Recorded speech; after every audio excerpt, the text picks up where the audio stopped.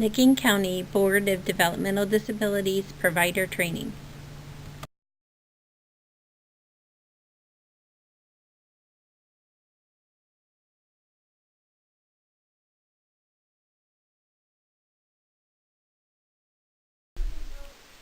Community Integration, based on Making a Difference, the Art of Community Connection, Scott Osterfeld, Osterfeld Consulting.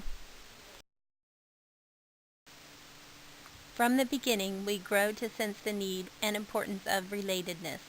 At birth, in total helplessness, we engage in our first coupling, mother and child, and from that time on, the more sophisticated our lives become, the more interrelated we become.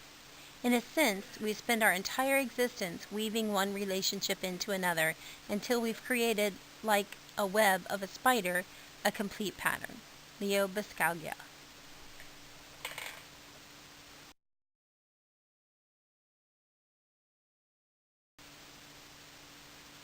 When asked what are the two most important things for staff to spend their time on, individuals with disabilities said, to help us make more friends, especially friends who are not disabled, and to help us get along better with people.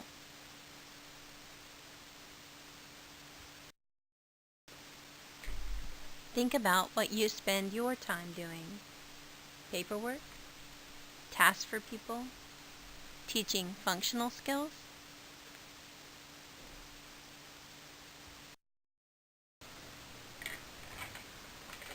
There once was a rabbit who was foraging in a garden, when suddenly a dog appeared around the corner and gave chase.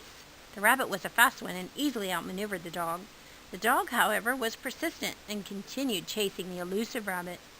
Soon a crowd began to gather, watching the scene unfold. The crowd cheered the rabbit, telling him, "Keep up the good work.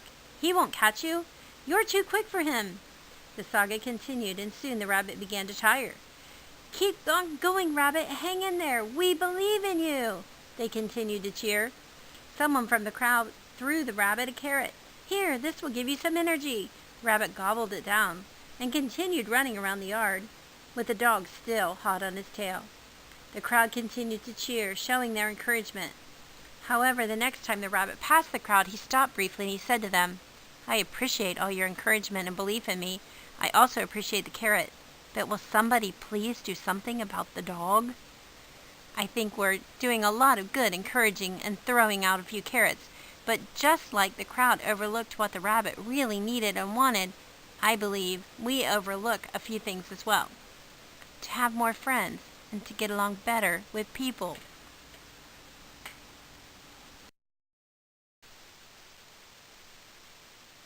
The service system has come a long way over the last 30 years, and it's an exciting time to work in this field.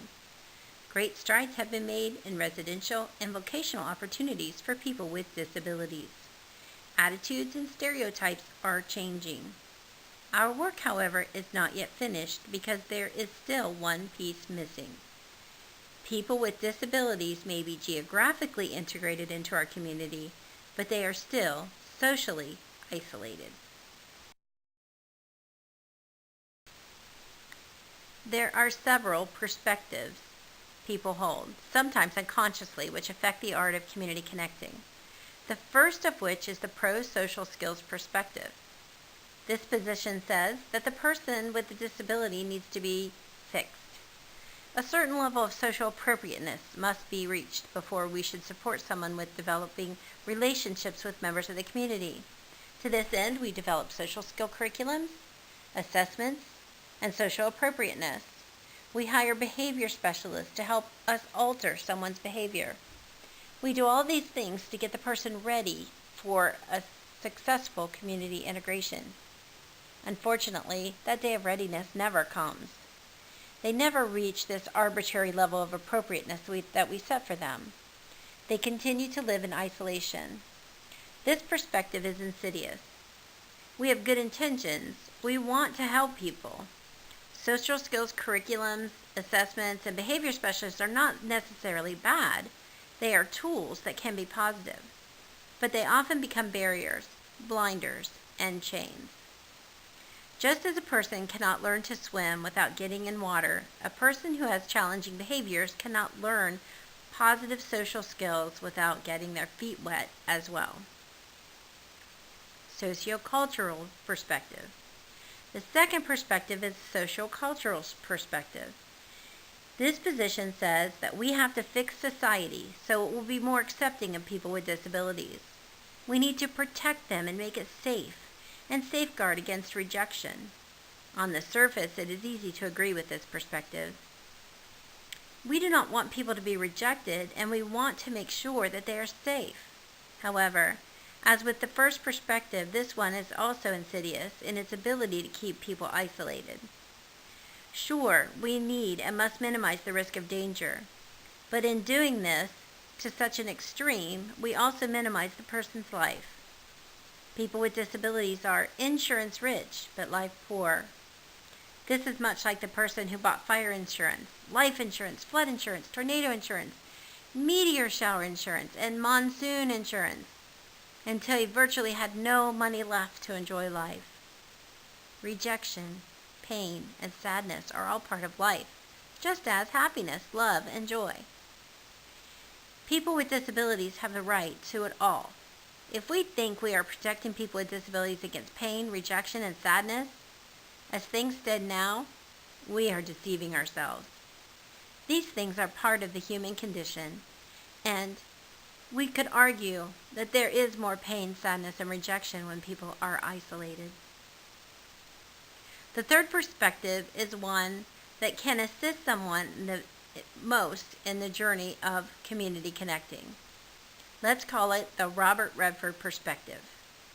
We can call it this because it can remind you of the movie called The Horse Whisperer, in which Robert Redford starred in and also directed. The character Robert Redford plays is a man who works and trains horses. At one point, someone says to him, "I hear you help people with horse problems." Robert Redford's response epitomizes the essence of the perspective. He replies, "No, I help horses with people problems." The same thing can be applied to community connecting. "I hear you help staff with behavior problems." No, I help people who are labeled with staff problems. In short, the Robert Redford perspective says, come as you are, and we will deal with it while on the journey of community connecting. Begin wherever the person is and start today.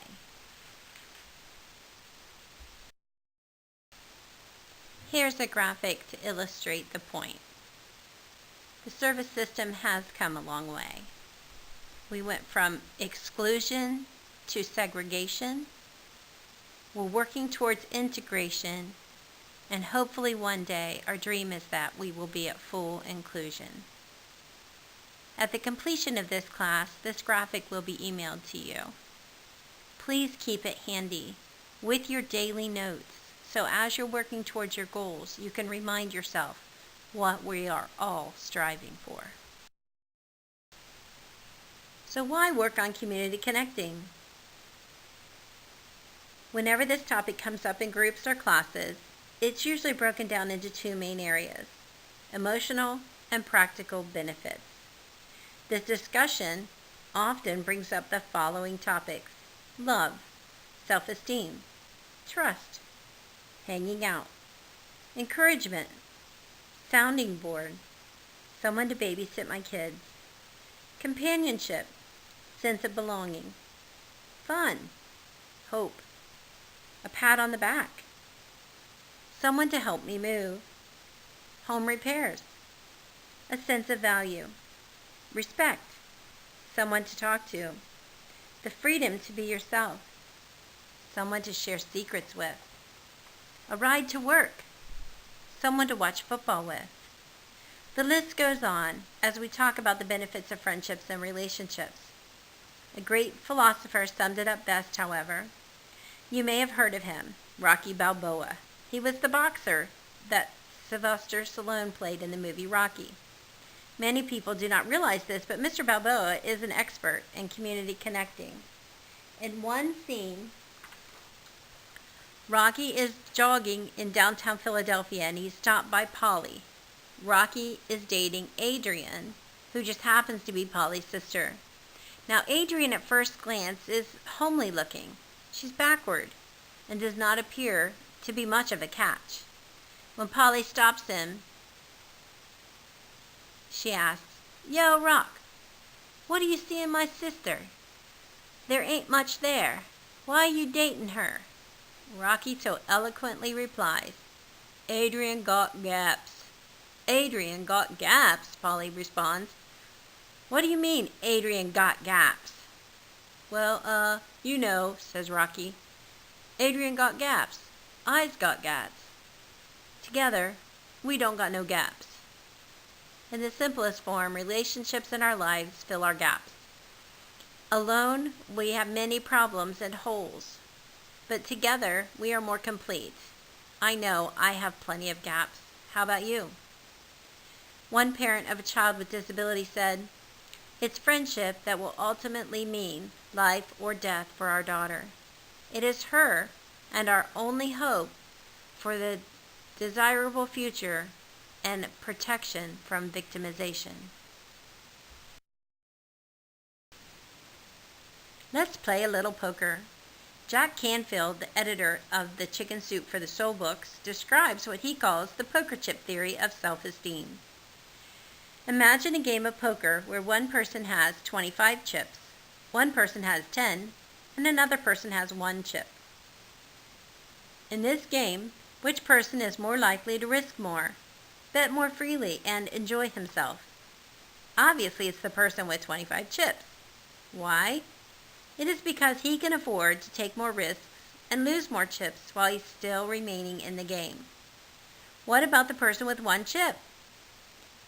He is more likely to guard his chip, not risk it, be more anxious about betting, and less likely to enjoy himself. This is analogous of life. People with more chips will take more risks, try new things, participate more in life. People with fewer chips will take fewer risks and not live life to the fullest. Often people with disabilities do not have very many chips. Community connecting and developing relationships can increase their stack of chips. You have the ability to increase someone's stack of chips. The more connections you help them make, the more they can try new things, build new relationships, stretch their possibilities, and participate in community events. The more self-esteem the person will have. Compare for a moment your connections with that of a person that you support. How many neighbors do you know by name and can speak to comfortably? What about the person you support? How many of their neighbors do they know by name? In your life, how many friends do you have that you'd feel comfortable speaking to over the phone or asking for help? What about the person you support? Do they know anything about their friends that they can help with? What about your life, your work life? And do they work? Do they know their coworkers by name? Do they have a volunteer opportunity where they can meet more people and expand their outlook? Do you volunteer somewhere? Are you involved in clubs? What about the person you support? What athletic events are you involved in or attend? And the person you support? What other events can you choose to attend if you would like? What about local businesses? Do you interact with anybody at a favorite store or at your hairdresser? And your church? Do you attend church regularly? What about the person that you support? Is that something they would enjoy? If we took a bird's eye view and could look down on the lives of people with disabilities in our community, the connections to neighbors, friends, associations, community groups, local businesses, and churches would most likely be very small. People with disabilities often do not have friends or relationships outside of the people who are paid to be with them and other people with disabilities. They often do not see or spend time with friends or people of their choosing, and must rely on staff to assist them in maintaining contact with any friends they do have. I have read all kinds of statistics on the lack of friendships and relationships of people with disabilities. While statistics are interesting, it is only necessary to ask two questions of the people with disabilities that you are closest to. What are your favorite activities? And who are your favorite people to be with? The answers to those questions might surprise you. How often does the person do the activity that they most enjoy? How often do they interact with their favorite people? Defining community. Community is a word that is thrown around a great deal in the field of developmental disabilities, and it is often misunderstood.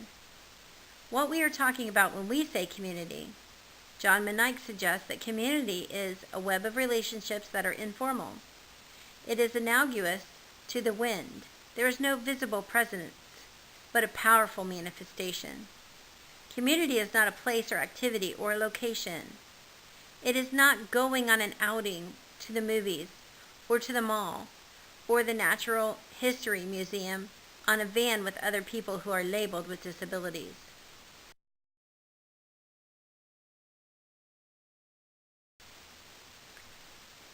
Those things I described are all things that tourists do, not citizens of a community. Someone once described people with disabilities as tourists in their own town. If going to the mall or out to eat is an outing or an event instead of a community everyday experience, a person is a tourist, not a member of that community. In the most simple terms, it is the connectiveness to everyday life and everyday relationships. John takes the bus to work and walks down his street for approximately a quarter of a mile to his bus stop. On the way, he waves to his neighbors. He knows most of them by name, and they know John's name. At work, he is well liked by his coworkers and occasionally goes out to eat with a small group of them after he gets off duty. He attends all company-sponsored picnics, events, and functions. John plays indoor soccer during the winter and softball in the summer with his church softball league. The indoor soccer field is not on the bus line, so a member of the team picks John up. John attends a local church and has met many people there. Every 3 or 4 months, John invites a neighbor, a young couple with a small child, over to his house for dinner. The support staff in the group home helps John make lasagna for dinner because his neighbors said they really like it. John is also invited over to his neighbor's house for dinner at times and invited to another neighbor's Christmas party. John likes to go out to eat pizza, and every Friday night he goes to a local pizza parlor for supper. All the employees know John and know that his usual is a small pepperoni mushroom pizza, fries, and a large cherry Coke.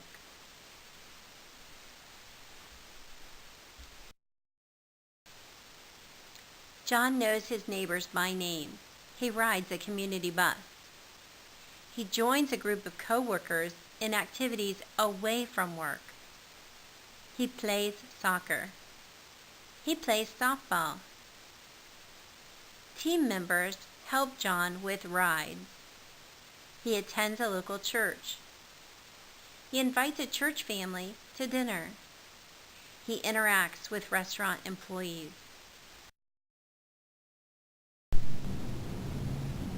John's story is exactly what we're talking about. It's not enough to take someone somewhere, to have a plan or a place for them to be. The interaction, the connection to the community, creating relationships, that's what we're talking about.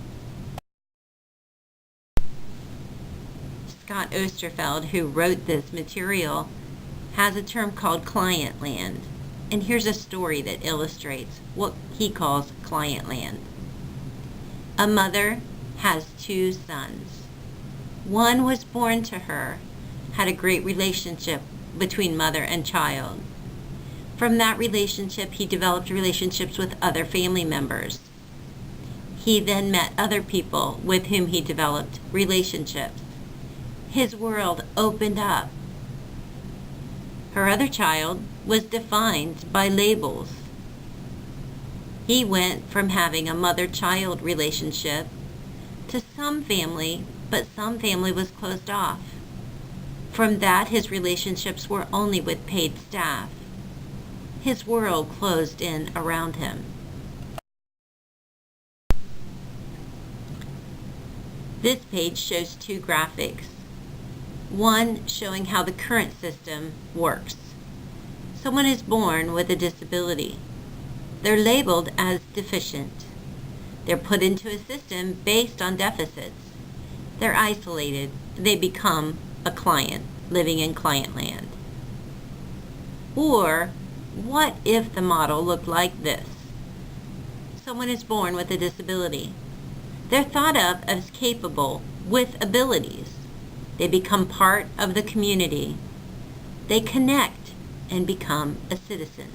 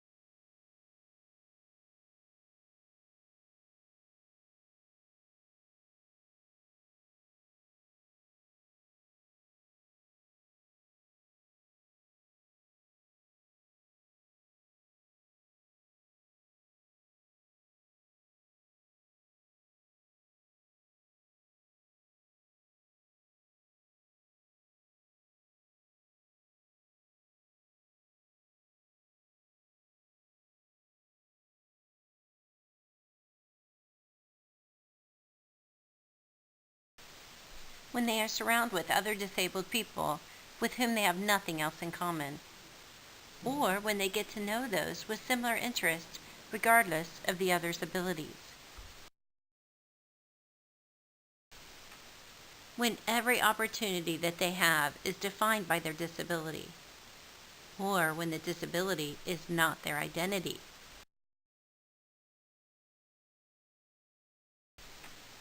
When everyone in their life wants to help them with everything they do, or when they have the chance to help others.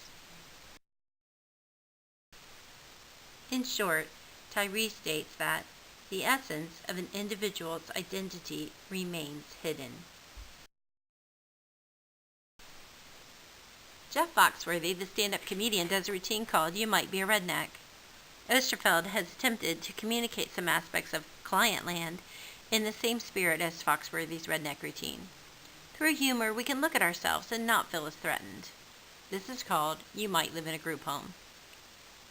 You might live in a group home if you go bowling every Saturday. You might live in a group home if you have your underwear counted at least once a year. You might live in a group home if you plan a social activity at least 1 week in advance. You might live in a group home if you wanted to spend some time alone, but it was time to work on your peer interaction goal. You might live in a group home if you've ever wanted to pay for something, but your checkbook was locked up in the manager's office. You might live in a group home if everyone that you hang out with is paid to spend time with you.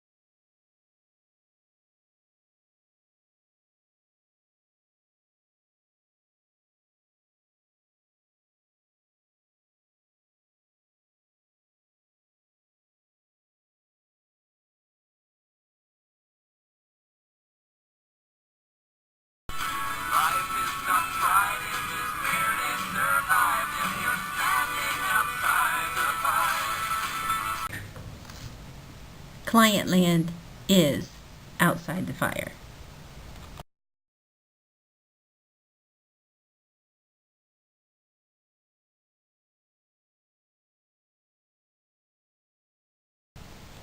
A social guide is someone who supports, encourages, and assists another person in becoming more connected to their community. This person could be called by many names: community connector, bridge builder, or community guide. The name is arbitrary, but the function is profound. It is not a job description, it is a mission or a calling. What do you need?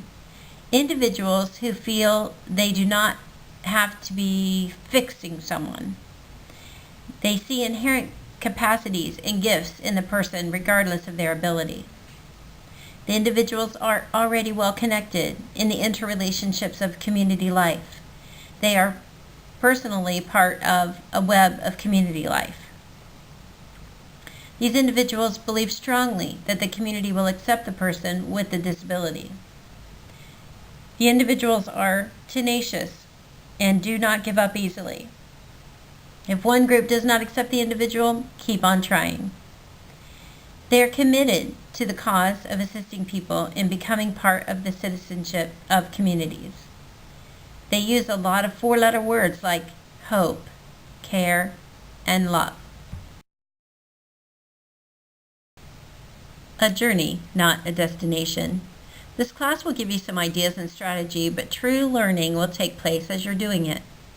To get started, Dr. Ernie Pansofar, an expert in community connecting, describes the process of community integration in 3 stages: being present, having presence, and participating actively. People move along this continuum from being present to actively participating. Showing up and being present physically at church, for example, is different than talking to people, singing, joining the choir, assisting with service, etc. Additionally, this process never really ends. Someone does not wake up one day and find themselves at the state of connection. The concept of connecting is a journey and not a destination is paramount.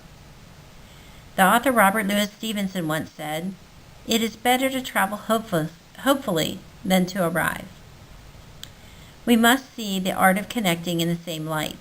The analogy of the community as a spider web can help you in not becoming overwhelmed in the journey. The role of social guide is to assist the person in making new strands, strengthening current strands, and even serving some old strands, possibly those strands connected to various parts of the service system, which are no longer needed. As a social guide, you will navigate the journey, inspire the pace, encourage healthy relationships on both sides, facilitate the process. All of the people continue the cycle for a lifetime.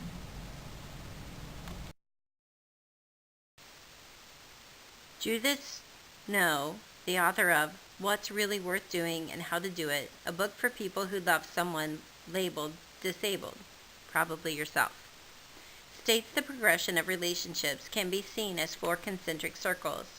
Going from the outside to the inside, people move from a circle of exchange to the circle of participation, to the circle of friendship, and to the final circle, the circle of intimacy. Ms. Snow describes the circle of participation as the key circle. All people both build and sustain their place in community and fulfilling network of friends and loved ones from their circle of participation. The theme song for this 3rd circle can be taken from the theme song of the television show Cheers. Sometimes you want to go where everybody knows your name. This is where it begins. If the 3rd circle remains barren, the people gain no new relationships, interests, or opportunities to build a fulfilling circle of friendship and intimacy.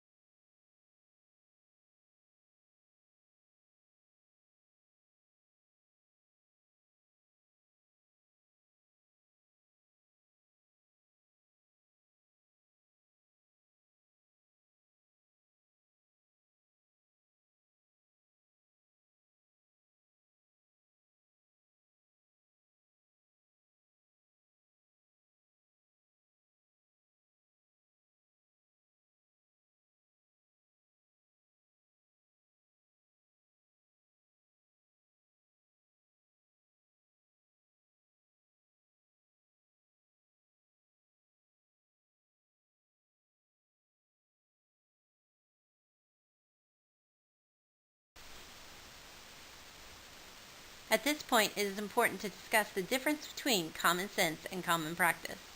Some of the things you will be working on in this class may seem like common sense, and we may think we're already doing these things.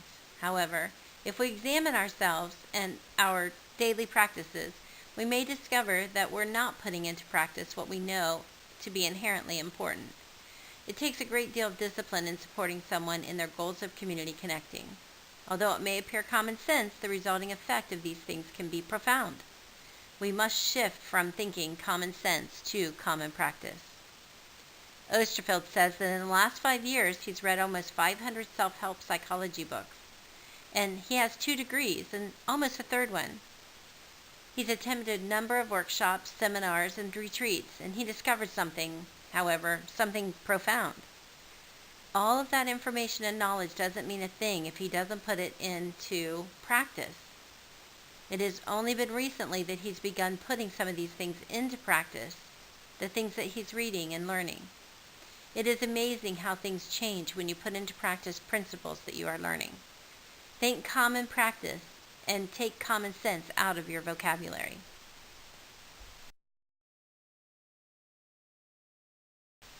This is a journey. This is not a destination. Along the way, there will be pitfalls.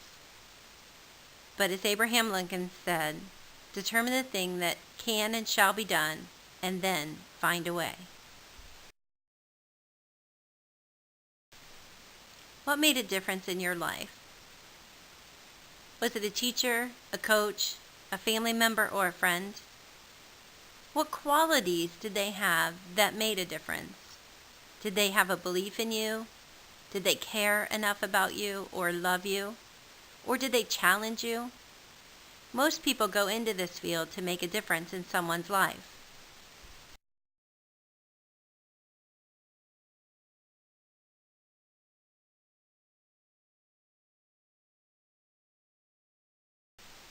You should know that you are the most important thing in someone's life.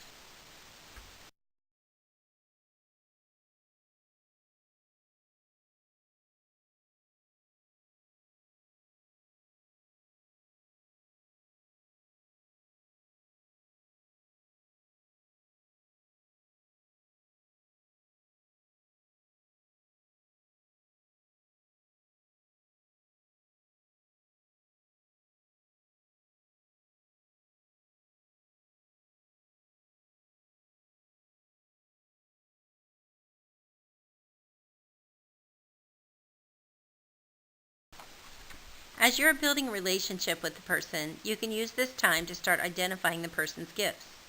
This is very important because most of us in this field have a tendency to cling to what Judith Snow calls the disability paradigm.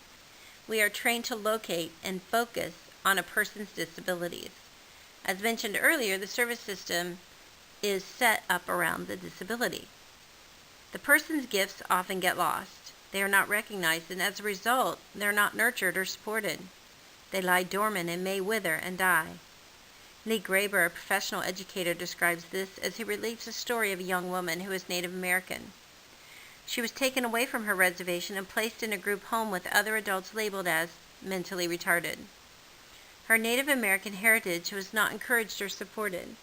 One day, Mr. Graber was speaking with this young lady and asking her to tell him what she liked to do and what were her dreams. She went on to describe things of the reservation and her culture, but then she paused and said, "But that was when I used to be an Indian." It is time for us to start recognizing people's gifts, goals, and dreams. Judith Snow describes this as the giftedness paradigm. Every person is unique and has gifts, but they may be hidden behind the file, the label, the behavior problems, etc. We must change the way we think about people, and we must be relentless in finding someone's gifts, because they are often hidden well. All of us, regardless of disability, have gifts, strengths, and capabilities. With this course, you have received a document called the Gift Exercise. Think of gifts that someone you support has. Think of their strengths. Write each next to a picture of the package on that document. Keep this document handy. Don't try to fill it out completely on the first try. Fill in the things you can think of quickly, and then keep it handy and add to it daily. You should know that you are the most important thing in someone's life.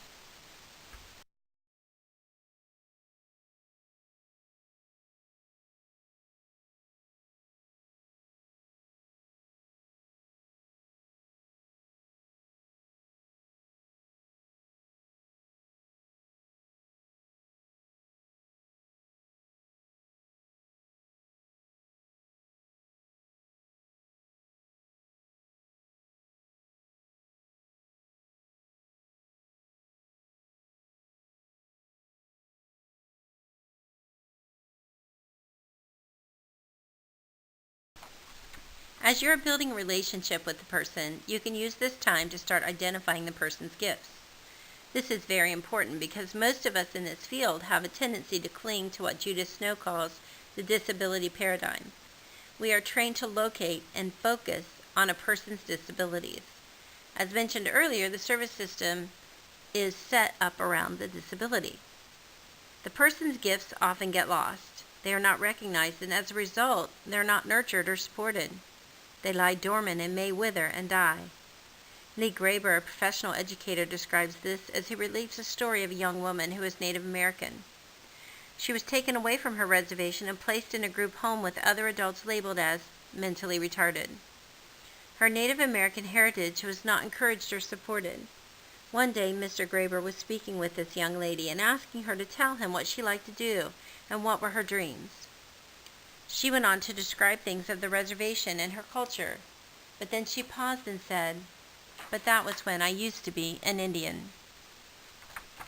It is time for us to start recognizing people's gifts, goals, and dreams. Judith Snow describes this as the giftedness paradigm. Every person is unique and has gifts, but they may be hidden behind the file, the label, the behavior problems, etc. We must change the way we think about people, and we must be relentless in finding someone's gifts, because they are often hidden well. All of us, regardless of disability, have gifts, strengths, and capabilities. With this course, you have received a document called the Gift Exercise. Think of gifts that someone you support has. Think of their strengths. Write each next to a picture of the package on that document. Keep this document handy. Don't try to fill it out completely on the first try. Fill in the things you can think of quickly, and then keep it handy and add to it daily.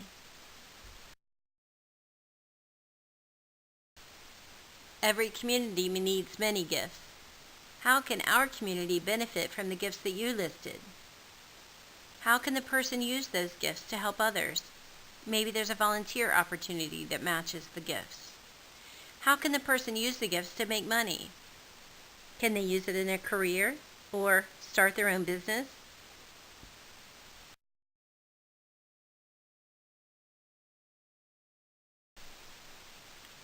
Choose one gift from the gift document. Create a path to community contribution for that gift or strength. Implement that path in the person's life. What worked? What didn't? Now you can create the document again. Continue this cycle until you find the path from presence to contribution for each gift or strength.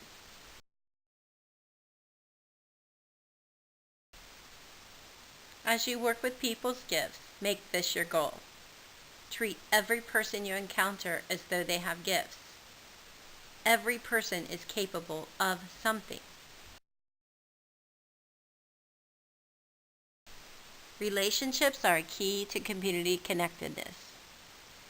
Help the person improve relationships with current acquaintances, at work or at church. Connect with old friends. Connect with neighbors, friends of family, and meet new people. Help them join a club or sports group that matches their gifts and talents.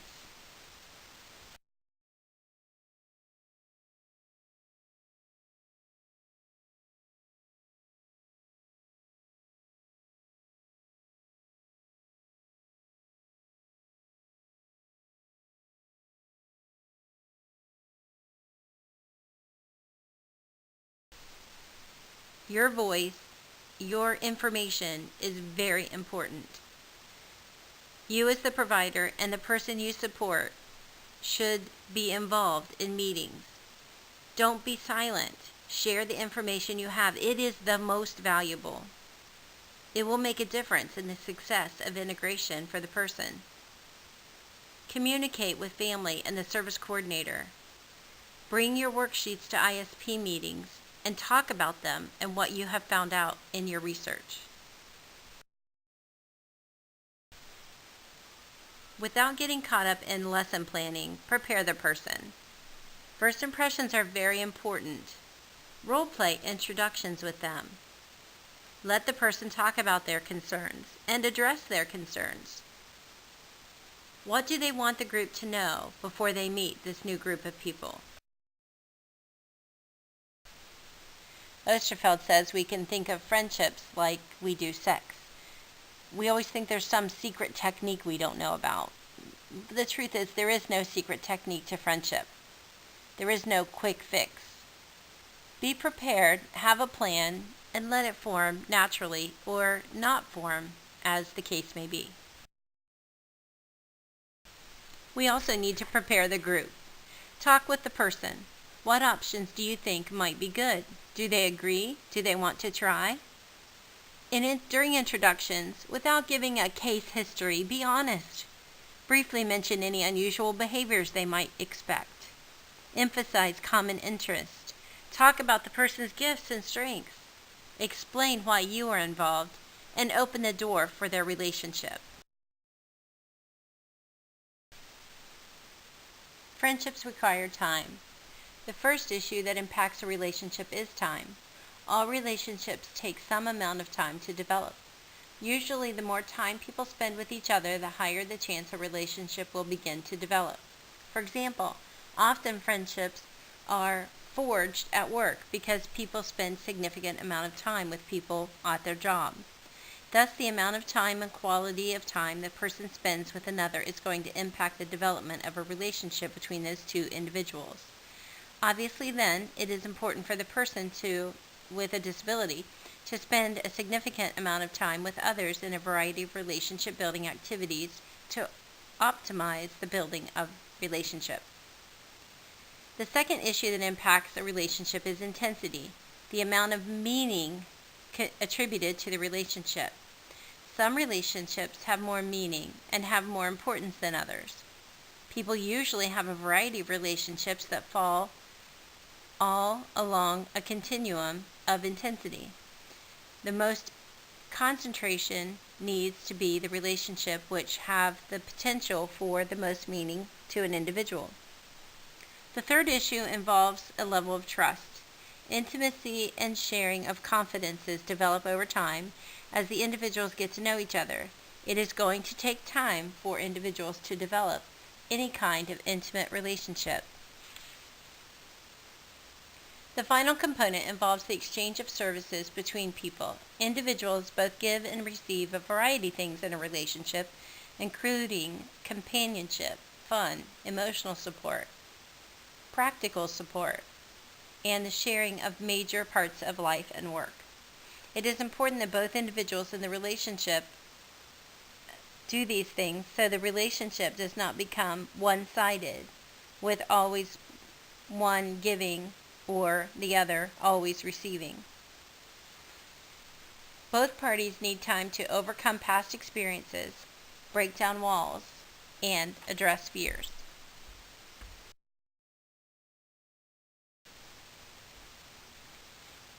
It is important that the social guide models appropriate behavior in social situations.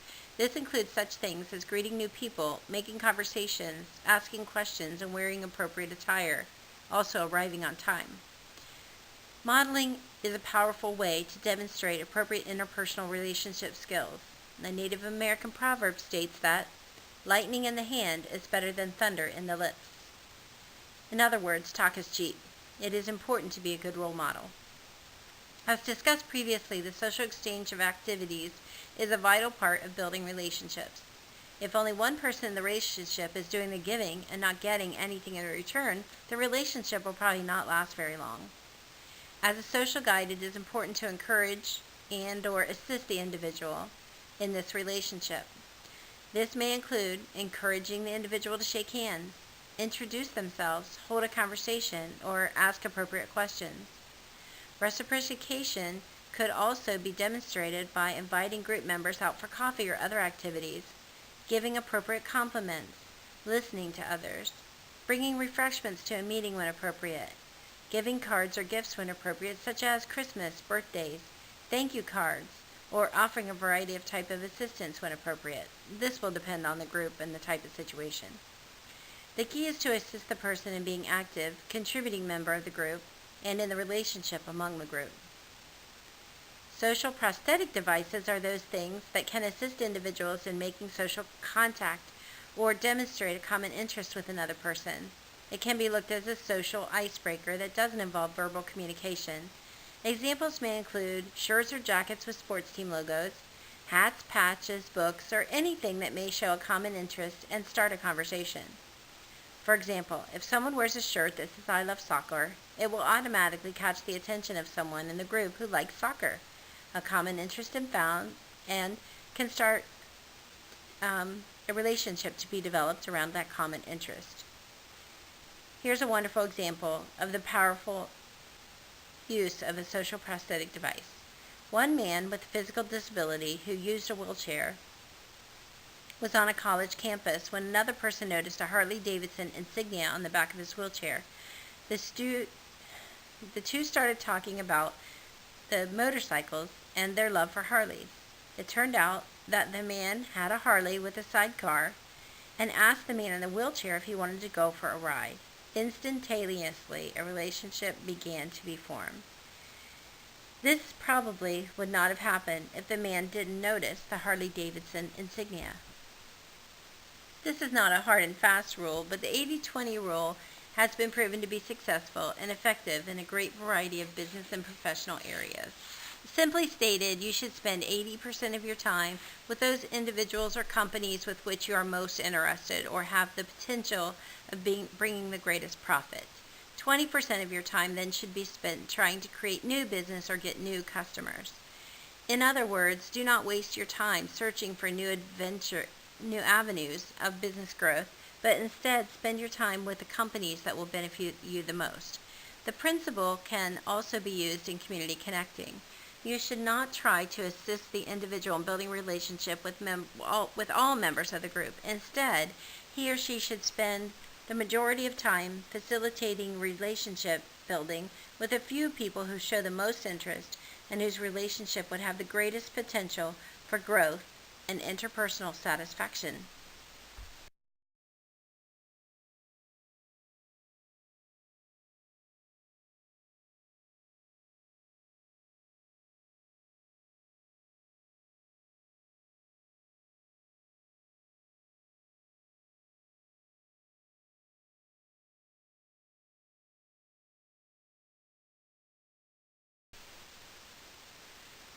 It may be helpful if the social guide assists the person in creating a companion list of all the people in the group.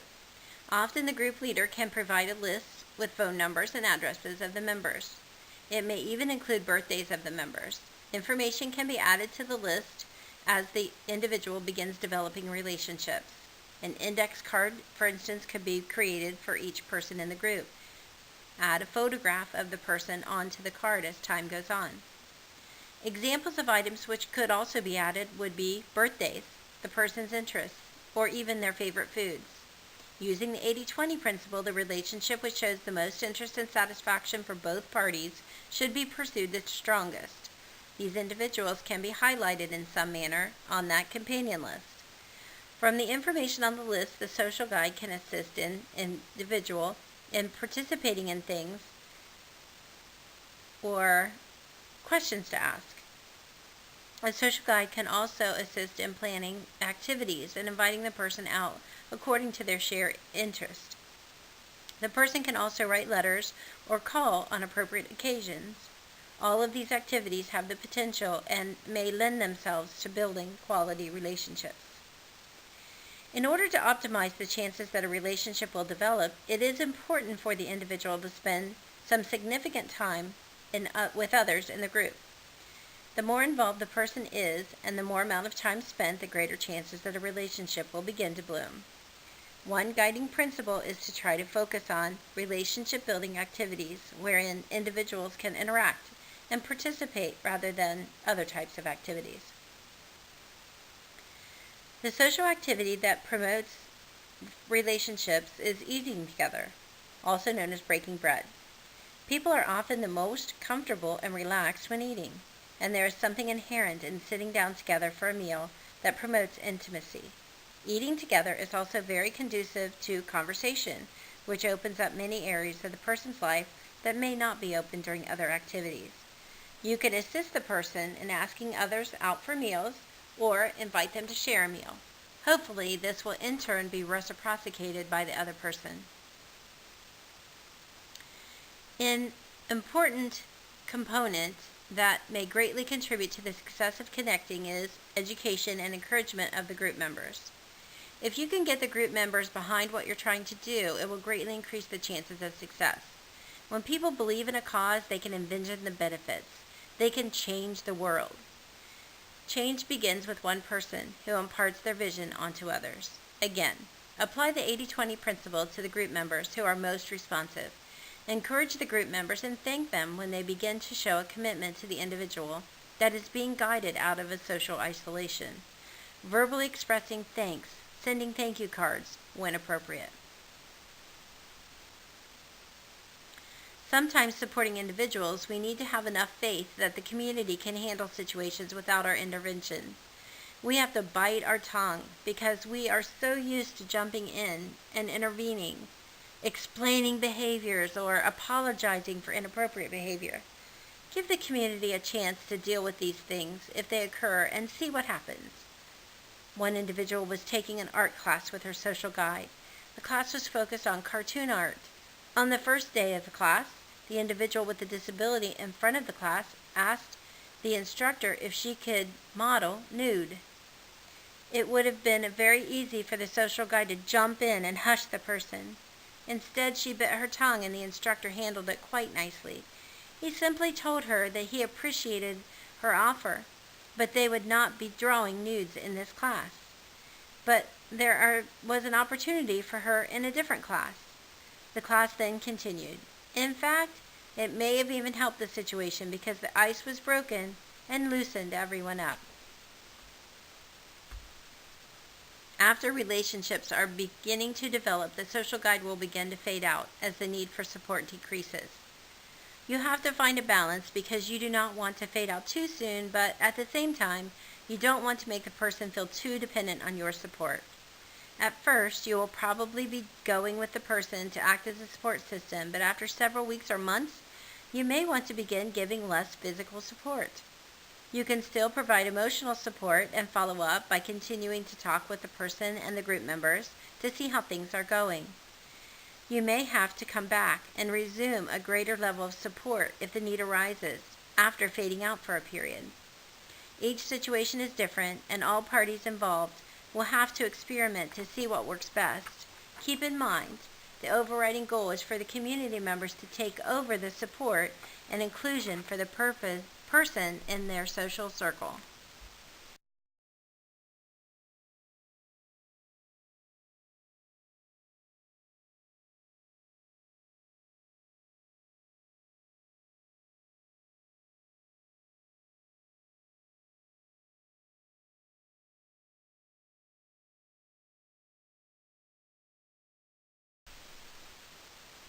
One final thought from Stephen Osterfield, the author of this class.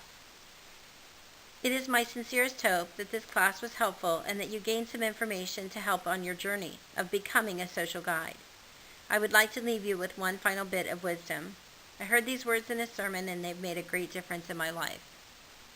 Our providers care more than others think they ought to. Our providers risk more than others think is wise. Our providers dream more than others think can even imagine. Our providers expect more than others think is possible. If you apply these words to your life and interactions with others, wonderful things can happen. I have seen it in my own life and in the lives of others. Good luck and best wishes.